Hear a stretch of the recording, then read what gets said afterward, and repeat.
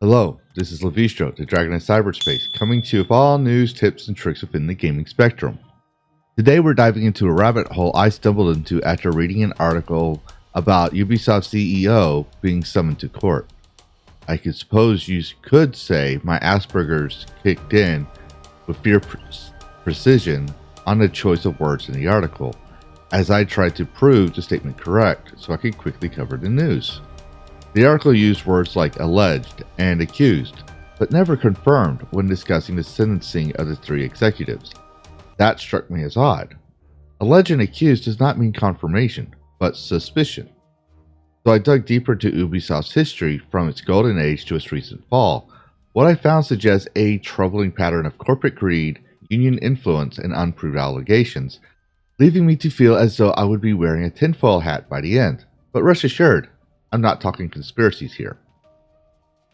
Now, I'm not an attorney, and this isn't legal advice, just my take based on a civics understanding of the American legal system compared to France's inquisitorial corps. This understanding is crucial in the context of Ubisoft's case, as it can significantly impact the burden of proof and the interpretation of alleged and accused. I'm not saying the three executives accused in 2020 didn't commit heinous acts, nor am I calling the victims liars. My goal is to examine the burden of proof, or lack thereof, and let you decide what the data suggests. Hold on tight, because this is a wild flight going through Ubisoft's history, backed by sources, not speculation, with a fierce precision that challenges the norm. To help you digest the data, I have included chapters that can be referenced when you need to take a break or want to return to them. Let's get started. Ubisoft began in 1986 as a family-run startup by the Guillemot bros in a chateau in Brittany, France. Five was informal, entrepreneurial, and even creative, with the small team working under tight resources. The gaming industry was historically male-dominated, with women making up roughly about 5 to 10% of employees, often in non-technical roles such as marketing or HR, due to social trends rather than the explicit exclusion. Sources such as industry reports confirmed that women were rare in tech roles, but Ubisoft still hired talented women early on. Notable hires included Nathalie Salud as manager in 1986, Sylvia Hognier as director of marketing and PR in the same year. He left for Elite Software by May, and Christine Burgess-Bemard in 1987, who played a key role in shaping Ubisoft's expansion. By the 1990s, Cecile Roussel joined in as the executive assistant in 1990, returned as legal counsel in 1995, and built Ubisoft's legal department by 2000. Stephanie Perotti joined in 1997, rising to the position of VP of Online Services. Sergei Haskot was hired in 1987, who became a creative key figure by the 2000s. The culture was meritocratic. Promotions were based on talent, not quotas. Games like Rayman in 1995 and Assassin's Creed in 2007 scored 85 to 90 on Metacritic, earning praise from players for their innovative gameplay. There was no record of harassment complaints that I could find. The high favorability of titles suggests a functional, creative workplace, despite the occasional crude humor typical of the era's male-dominated fields. Crunch existed, but it wasn't yet soul-crushing norms.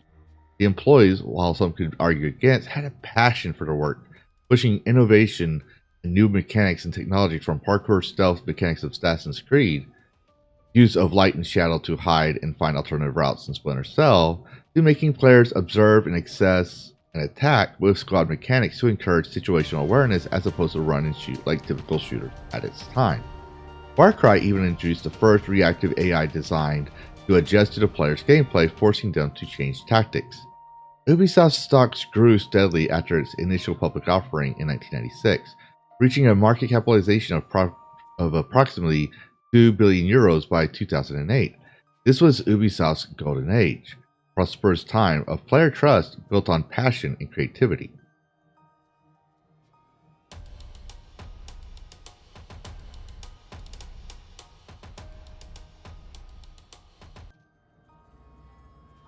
Things started shifting in 2009 with the launch of Uplay, Ubisoft's digital platform. Unlike consoles where players could enjoy single-player games offline, PC gamers were shackled by constant online connectivity for titles like Assassin's Creed 2. This DRM, or Digital Rights Management, was a decision by Ubisoft's leadership, including Yves Guillemot, to combat piracy, but at the cost of player freedom. Sources like IGN at the time reported player backlash, as if it felt like leasing a game rather than owning it. Little did they know this was an ominous foretelling for the future. It violated consumer rights, prioritizing corporate control over user experience. Now, there's nothing wrong with wanting to protect your business profits. As John Locke wrote, all have the rights to the fruits of their labor, gives their trade, unforced and without coercion.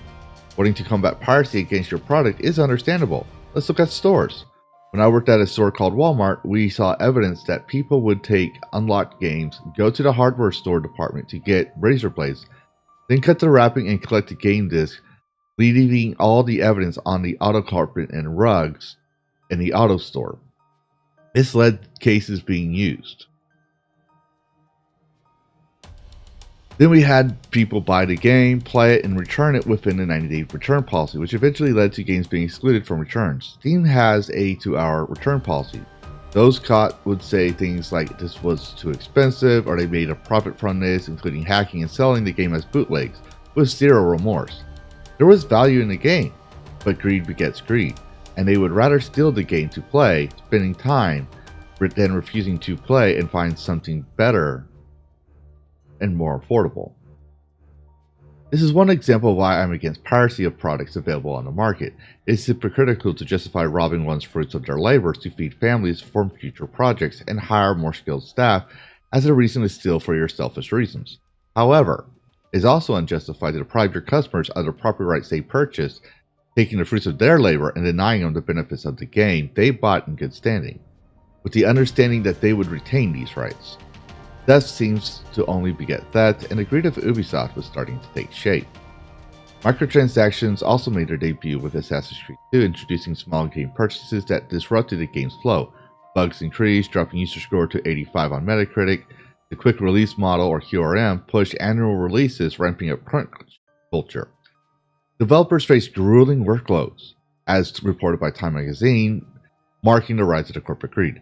Some reported severe mental stress and anxiety, and others psychological issues. And now, while I have not found evidence to support these claims, I'm just putting this in there because, yes, working on overload would make sense in correlation. The workplace remained creative, but strained, with no evidence of systemic harassment. Only the usual male-dominated antics, such as crude or snarky humor with teasing. Women remained at 10 to 15% of the workforce, with leaders like Roussel and Perotti thriving. This era also saw the believed victim mentality take root. In context, in 1991, the U.S. case Ellison v. Brady set a reasonable woman standard for harassment, leading to zero-tolerance policies. Shows like Ally McBeal, in its Season 5, Episode 4, Fear of Flirting, depicted men fearing false accusations and avoiding one-on-one interactions with women to protect themselves. France's legal system, which we will explore later, was less affected, but still saw similar cultural shifts. By 2011, Ubisoft's stock price fluctuated between approximately 7 to 10 euros per share, with a market capitalization around 850 million euros, reflecting volatility as player trust began to waver due to DRM backlash and declining game quality, as seen in titles like Assassin's Creed Revelations. Now, full disclosure, Assassin's Creed Black Flag would be the last Ubisoft title I played, not because of transaction bugs or activist reasons, which were annoying, but it's because I played the game out of passion for history and the periods it covered. The Exile, Unity, and even Liberation did not appeal to me, as I had no interest in the French Revolution or the Industrial Age. Therefore, Ubisoft games released after this time frame are based on user review data, news, and word of mouth from friends' experiences.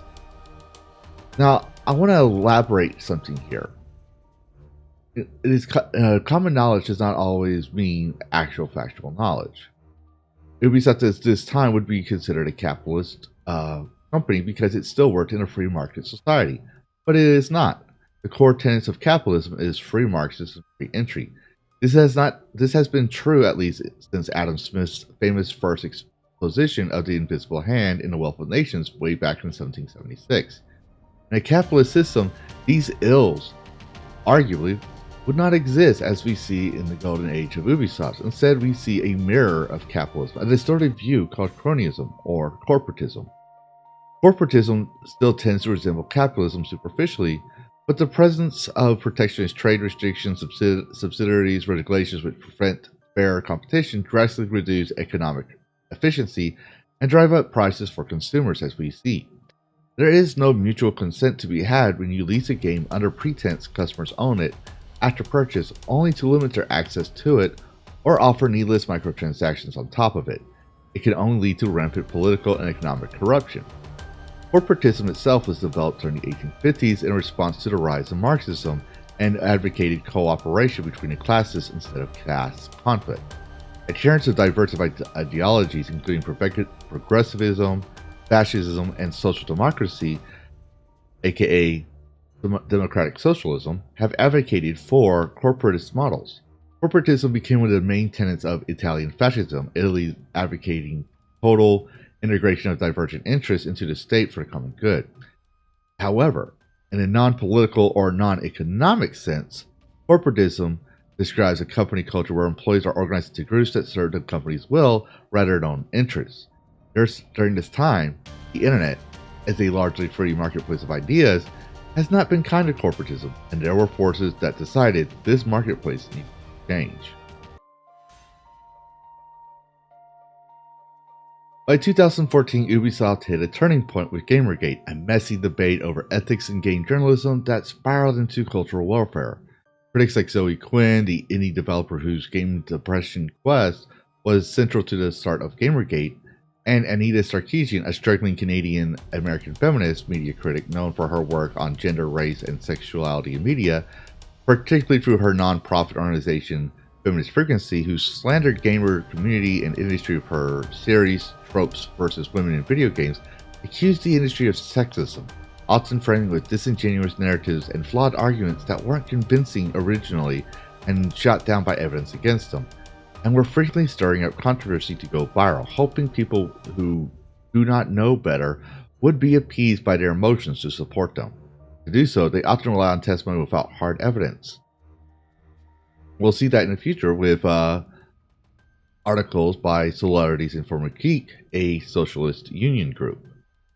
Leaked documents by an Ubisoft employee revealed Ubisoft's 2018 DEI push prioritizing gender and race in hiring.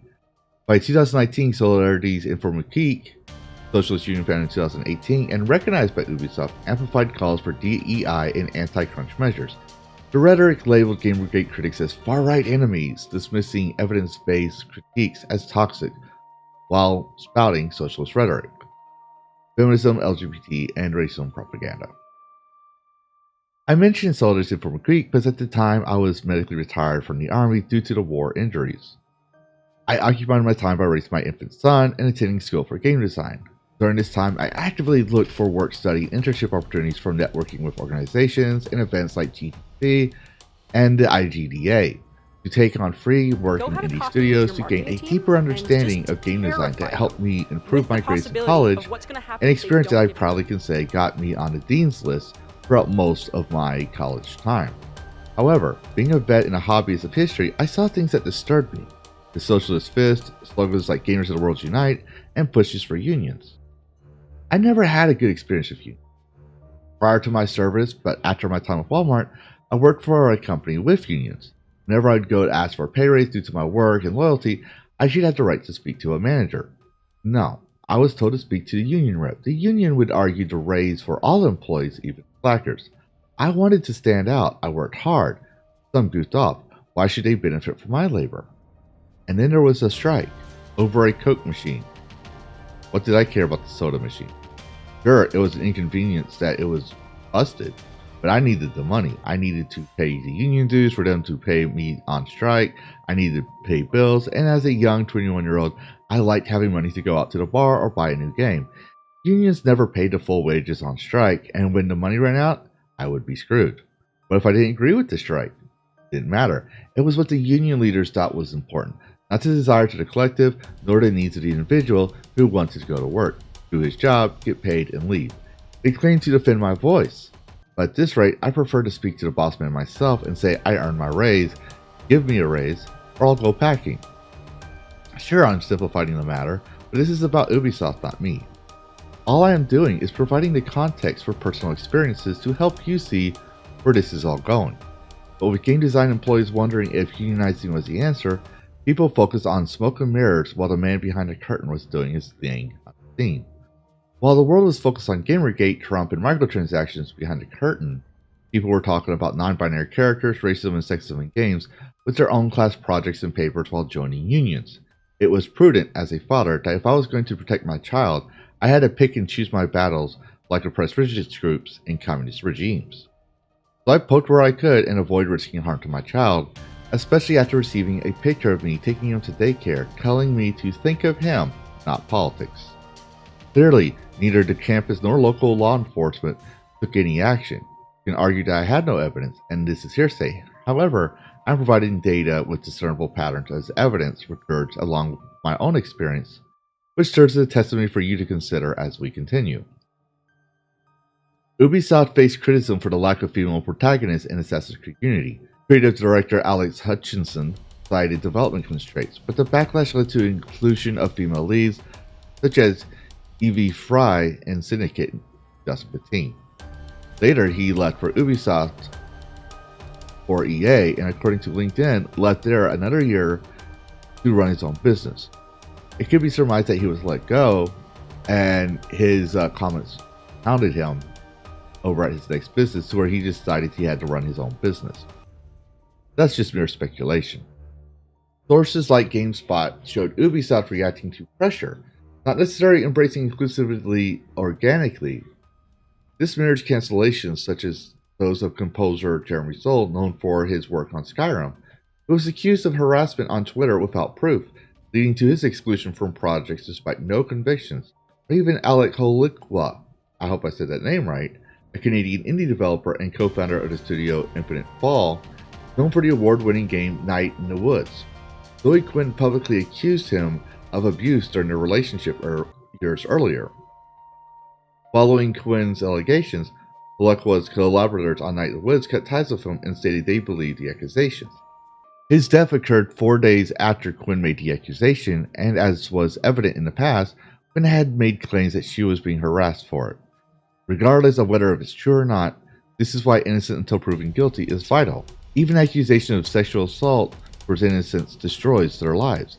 Don't judge a person until proof of a crime has been presented.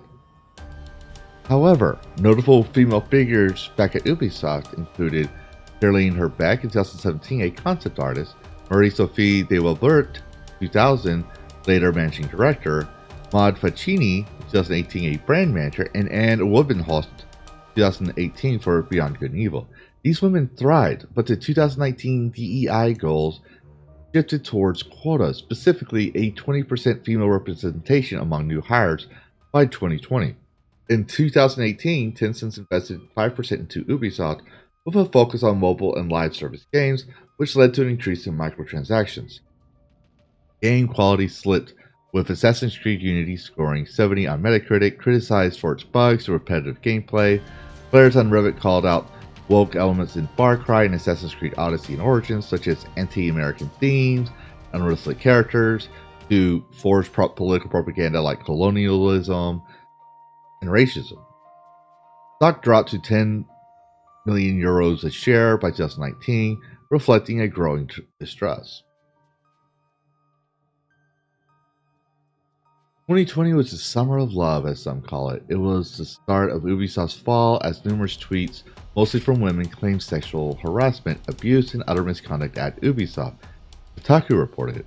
Please note this was barely a year after the increase in female hires to 20%, and the union solidarities and for McGeek took root in 2019. They claim accounts of misconduct spanning years, encompassing the company's studios worldwide, and extended to its highest levels of power. Yet, as I discussed earlier, no evidence was found, no lawsuits, not even claims against the accused. In past interviews with previous employees, most women were praised and given critical roles during the Golden Age. I'm not saying it didn't exist, I'm asking for burden of proof. No one should experience these heinous acts, we all agree. However, we can all agree we should have reasonable evidence beyond a doubt, so we do not risk another incident like Holikwa or even Soul. All have a Fifth Amendment right to remain innocent until proven guilty, even scum. But no doubt, someone will be outraged, ruling on feelings rather than reason. They will claim I am defending these acts. To that I say, you can't defend what has no tangible proof. At the same time, in August 2020, Ubisoft received more pressure and manufactured outrage by these activists and issued an apology that a socialist fist, using a sign to support of BLM, was a stand-in for a symbol of terrorist organization that was featured in Tom Clancy's elite squad called Umbra. The cutscene explains that Umbra is actually a sham, casting in-game processors as foolish pawns who unknowingly perpetuate the organization's sinister machinations. As the cutscene continues, images of the raised fist appear moments after the Eye of Providence, a symbol often used to represent the Illuminati, driving home the message a gravely voiced in tones. They claim to promote egalitarian utopia to gain popular support, while behind those scenes, Umbra organizes deadly terrorist attacks to generate even more chaos and weaken governments at the cost of innocent lives. Ironically, that whole statement right there seems to be ominous, and probably a cry for help from game developers at Ubisoft at this takeover from the union to anyone who would listen. Activists and journalists, however, argued that Umbra is heavily coded as a stand-in for Black Lives Matter, vilifying the movement in its mobile RPG, again without evidence that they were doing so. It was just speculation, keeping in mind that Ubisoft was a more French company. Again, without evidence that they were doing so, it was just speculation, taking advantage of the George Floyd incident and labeling it an unacceptable usage. Perhaps it is the outrage by journalists, or maybe it was the decrease in stock, or possibly the continued call for action regarding the anonymous testimonies on Twitter, as reported by Liberation, a far-left libertarian outlet. However, yes, libertarian. Where did you think the libertarian ideology came from? The word libertaire was coined by Joseph Decay, a Frenchman and founder of the libertarian ideology. The popular version by Murray Rothbard, who attempted to rewrite it so that even Ayn Rand, who refused to be called libertarian, told him it wasn't libertarian. Remember CHOP? That's a libertarian society, as defined in French origin. But I digress. This is to help give you a picture of where these people are coming from and where their ideologies lay. In any event, Ubisoft continued an independent investigation overseen by Lidwine Sauer, Director of Insights and Trends at Ubisoft's Strategic Innovation Lab in Zurich. This investigation held an anonymous survey. Ubisoft during 2020 had about 18,045 employees. Of that number, roughly 77%, or nearly 14,000, took the survey. And of that number, 25%, or 33,500 employees, made claims of being sexually harassed. That is 19.4% of the total of 18,045 employees. Isn't math fun? Numbers matter. The experience of misconduct was heavily weighed towards women and non-binaries, with females 30% more likely to have experienced or witnessed or heard about discrimination. In comparison, that number rose to 43% for non-binary individuals, and only 66% of respondents who reported an incident felt like they received the support they needed. So of the respondents, that's 9,240. If we assume that the same number, 66%, also represents the 18,045 employees as the framing of 25%, then that's 11,910, or nearly 12K of 18K employees felt they received support. But remember what I said about believing the victims and these activists like the Union Solidarity's Informatique, activists, journalists, and feminists calling for cancel culture with no evidence from 2016 to 2019? This certainly didn't appease the journalists, as they reported 25% of Ubisoft employees have experienced or witnessed workplace misconduct, and yet over half received the support they needed. Granted, there is always room for improvement, but I suspect they didn't point out the outstanding number of satisfaction from reports to HR on their concern. Cecile Cornette, the woman who was employed in the 1990s, she was the company's global head of resources at this time. She left that role following reports of widespread mistrust in HR and its past handling of complaints around sexual harassment and misconduct. The department she oversaw was put under an audit to be conducted by an outside agency, and yet 66% were satisfied with HR and management. Perhaps this last part of Yves's statement could shed some light. The audit also highlights a lack of sensitivity and commitment for management on all matters of diversity, inclusion, and respect. So, what? New employees got triggered by pronouns? Keep in mind there was a push in 2019 for a 20% increase in female hires. The union promoted LGBT hires and non-binary hires were a new thing, sprouting on official documents and areas around 2017, 3 years earlier. It's speculative, but makes sense given the data and records from that time. It also doesn't satisfy another activist employee group, which was calling for a seat at the table and forced the survey to be made public for transparency. Yes, I would also love to see the study. Yet the reports demanded a sacrifice beyond Cecile, so 3 more sacrifices were offered to appease the now power-hungry unions, activists, and employees. Sergei Hoscot, the CCO, hired in 1987, Thomas Francois, VP, hired in the 2000s, and Guillaume Patru, game designer, hired in the early 2000s, were accused of sexual and psychological harassment. Allegations include Francois forcing a woman to do handstands in a skirt and attempting a forced kiss at a 2015 party, Esco making sexist comments, and Patru drawing swastikas and setting a beard on fire.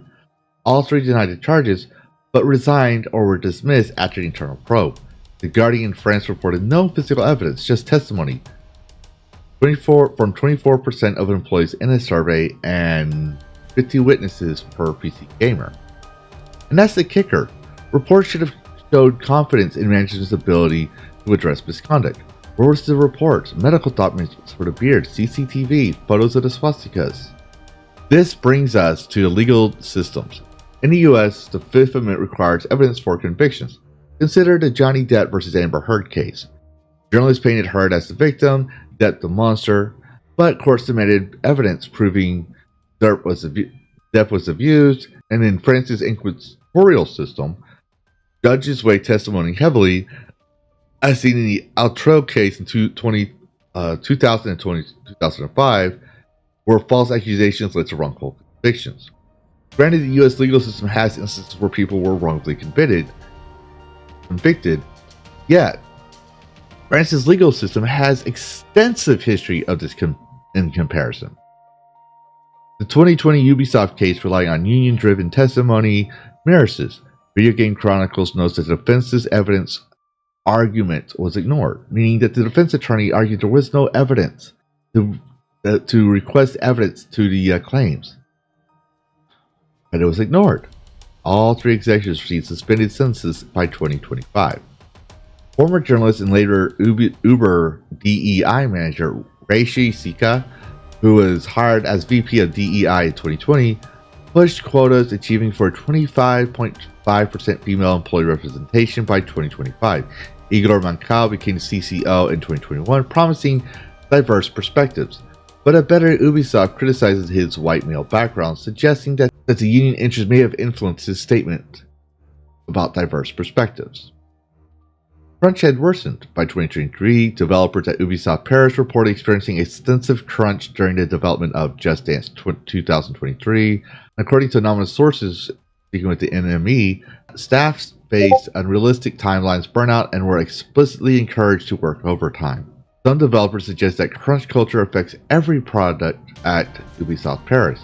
Around the same time, the sister studio Ubisoft Multiplier was under scrutiny by French labor authorities due to high rates of burnout and sick leave amongst developers working beyond Good and Evil 2.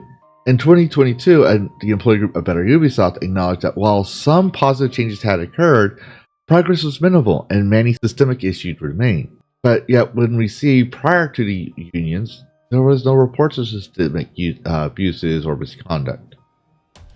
6% felt like management was dealing with their issues.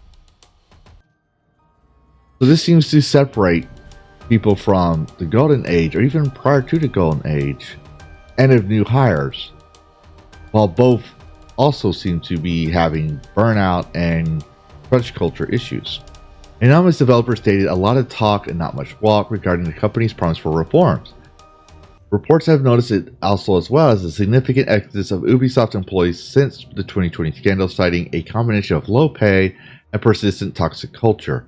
Management had acknowledged that the company had cut over employees between 24 and 2025, and hundreds of former employees have rejoined at senior levels, indicating high turnover rates as part of cost-saving efforts. Ubisoft announced 2,000 layoffs and closures at some studios as a common precursor to increased pressure on remaining staff to meet deadlines. Yet the attitude towards their customers, gamers, was even worse than before.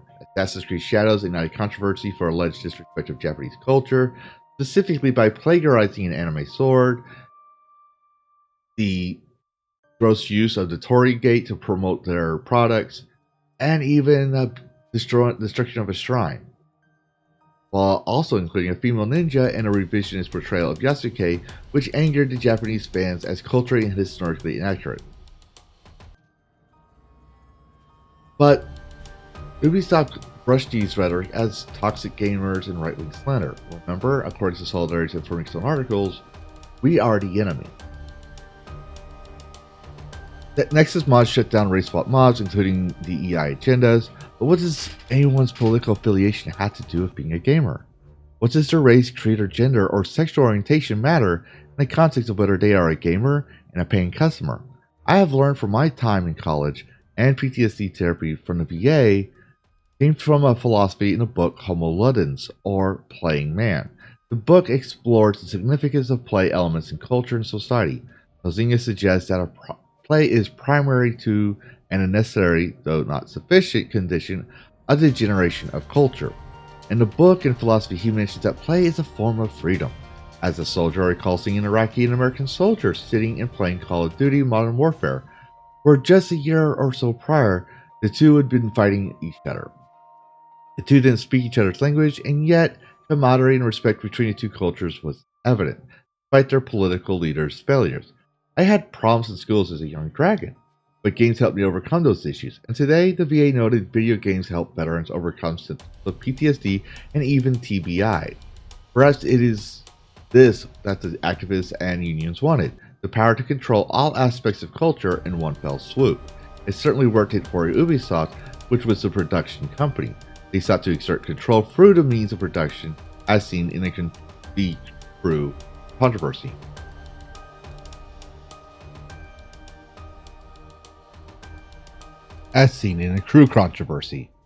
According to Gaming Bolt, Yves' 2024 comment about players should get comfortable not owning games fueled outrage. The Crew lawsuit cemented Ubisoft's anti-consumer stance, arguing that players never own the game. Yet evidence suggests that Ubisoft had guaranteed the game would work until 2099. I can see why these activists and socialist unions sought to take control and seize the means of production. It granted them power. And seize they did. Ubisoft later announced a new CCO and two co-CEOs in 2024. Perhaps the executives did commit the alleged offenses, but there's no evidence to support this claim. Thus, by the American system, they are innocent until proven guilty. Still, in France, where these activists hold sway and indirect influence, they are considered guilty if the activists claim so, or they were sacrifices for the masses for the real culprit. Or, like in previous examples, this is the biggest cancel culture recorded in history. They didn't only want them gone from the company, but they wanted to make sure their lives were ruined. Crunch culture only got worse and the quality of games declined. In the military, we have a saying that the team is a reflection of its leadership, or the law of attraction, like attracts like. Who made the final decisions in greenlit projects? Who oversaw crunch culture when the three left? Who allowed these activists into his family empire? Yves Guillemot. As he will no doubt walk into that courtroom to answer questions and have his fate decided by a judge who can rule by whim of testimony without evidence, and with two co-CEOs replacing him, perhaps it's not justice, as there was no evidence to support the claims. As the defense industry exec said, it could be karma, as there are no more sacrifices to appease the monsters he let in and created himself. Yves should get used to not owning his own company, to coin his own phrase. It is the price he pays for turning his capitalistic venture, well led by millions, into a greedy corporate entity akin to stories, comics, movies, and games that eventually turned into something far more villainous, ominous, and sinister. If not for the bending of the knee, corporations like Ubisoft could last 50 years, according to the World Economic Forum. Ubisoft is 39 years of age. If no DEI had embraced and leadership had not addressed the culture of crunch, the current ratings in stock today would not have been achieved until 2030. If the changes to crunch had been improved and DEI had not been implemented, or even if Ubisoft listened to its customers in 2009 regarding Uplay, they could have improved their life expectancy. But no, DEI amplified the decay as today, game scores tanked to 60%, according to Star Wars Outlaws, with